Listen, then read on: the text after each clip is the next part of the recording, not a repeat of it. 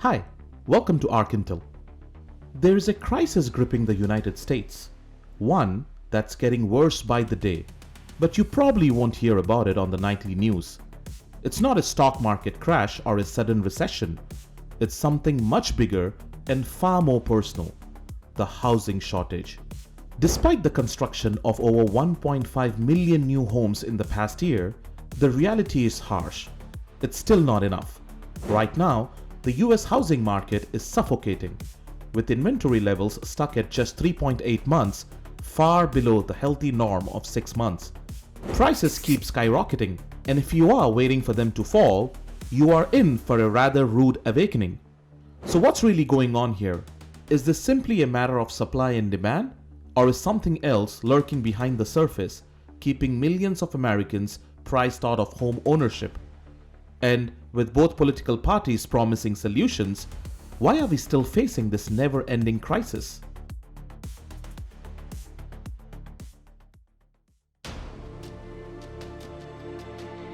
The US housing market is facing a staggering deficit, millions of homes short of what's needed to meet demand. For more than a decade, builders have been unable to keep up, leaving a gap that continues to grow every year. Experts can't even agree on the exact numbers because the shortage is so vast. Estimates suggest we are short anywhere from 2 to 8 million homes, but some say it could be as high as 20 million, a number that sounds almost unbelievable, but the impact is very real. Now, let's look at the cold hard numbers. In June 2024, the average price of a newly built home was about $417,000.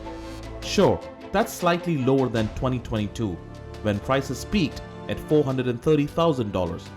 But let's be real, that is still way beyond what most Americans can afford. Consider this: the median household income in 2022 was around $75,000. That's less than half of what you would need to comfortably buy a home in many major US cities, where you would be looking to needing an income north of $130,000 per year. And let's not forget, millions of families drained their savings just to stay afloat during the pandemic, making it even tougher to make that leap into home ownership. This isn't just a housing problem anymore. It's an economic crisis that's pricing out an entire generation. Homes are getting more expensive while wages aren't keeping pace, pushing the dream of owning a home further out of reach for millions. If we don't address this growing gap, the housing shortage will only deepen, and the consequences will ripple through every corner of the economy.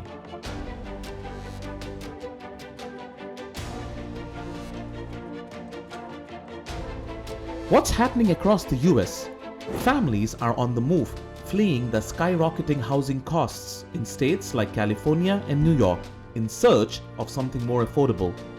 The high cost of living in these states is driving people out in droves, pushing them towards the Southwest, Texas, and the Southeast, where housing markets are booming, and the appeal is undeniable.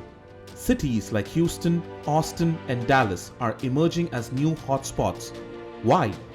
These regions offer lower costs of living, fewer taxes, and a much faster, more streamlined process for zoning and construction approvals. For people frustrated with the near impossible housing markets in other states, these cities represent a fresh start, a chance to finally afford the home they've been dreaming of. But here's the catch: half of the new home sales in the US are happening in just 10 cities, and 4 of them are in Texas. The concentration of demand is creating a new kind of housing squeeze. Even in these more affordable regions, the demand is still far outpacing supply. As more people flood to these areas, the housing market struggles to keep up, driving prices higher and making it harder for local builders to meet the rising demand. In other words, the housing crisis isn't confined to just a few states anymore. It's spreading. The very places people are moving to escape high prices are becoming the next housing battlegrounds. The cost of homes is creeping upward in these once affordable areas, and it's only a matter of time that these regions face the same housing shortages that sent people running from California and New York in the first place.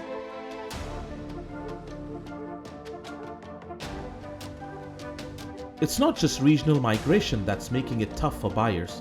The Federal Reserve's moves are also impacting the housing market.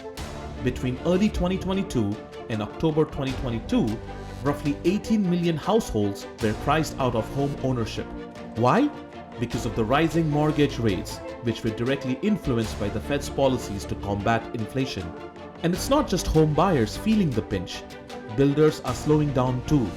In 2024, fewer building permits were issued and fewer housing projects were started compared to 2023. As the cost of borrowing goes up, developers pull back. This only makes the shortage worse. Everyone's watching the Fed, hoping the interest rates will continue to drop. Some home buyers were holding off during the summer of 2024, waiting for fall to bring better mortgage deals. And while mortgage rates don't follow the Fed exactly, they are heavily influenced by its decisions.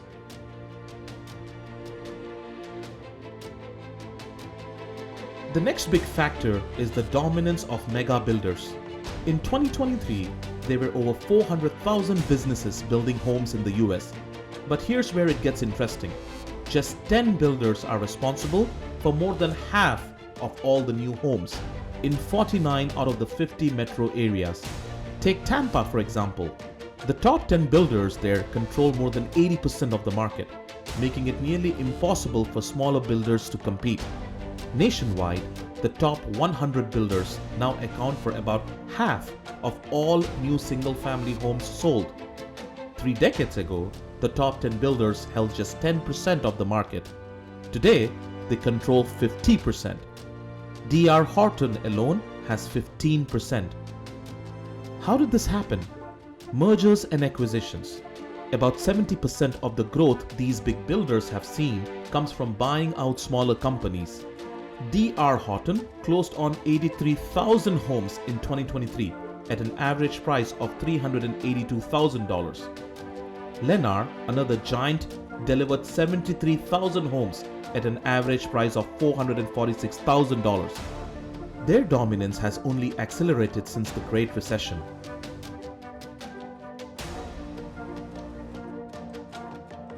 The consolidation of builders hasn't necessarily improved the industry's efficiency. In the early 90s, builders could deliver a new house in just 40 or 50 days. Fast forward 30 years, and that process now takes months. It's a strange phenomenon. As companies grow larger, productivity is actually declining. Even though the houses being built today aren't significantly more efficient or high-tech, these companies are cutting their own costs by simplifying home designs. There are fewer floor plans and models to choose from, which limits the options for buyers. If the levels of competition were what they were in 2006, we would be seeing 10% more homes built. But with the market now dominated by a few big players, that's not happening. Regulators have stepped in too late, and now it's nearly impossible for smaller builders to break through.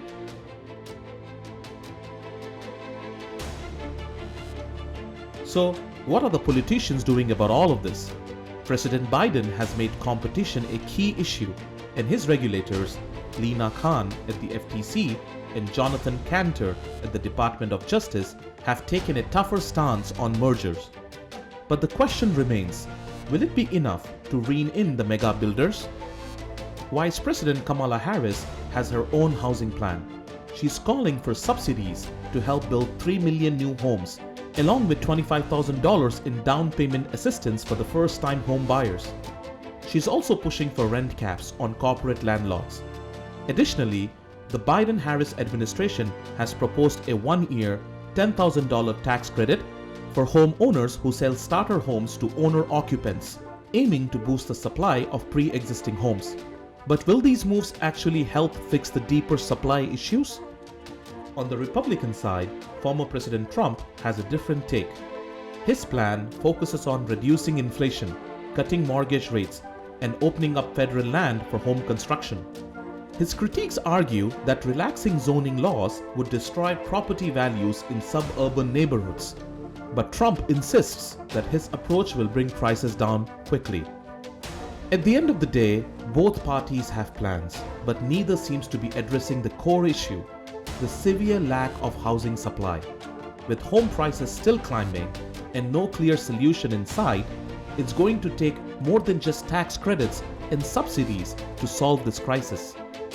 The housing shortage won't be fixed overnight. It's a problem that has been building for decades, and it will take just as long to resolve, if not longer. For now, the only certainty is that more and more Americans will be priced out of home ownership, while the demand for housing keeps growing. The real question is, will the political promises made in 2024 translate into actual changes? Or will the US housing crisis continue to spiral out of control? Stay tuned, because the future of America's housing market is anything but certain.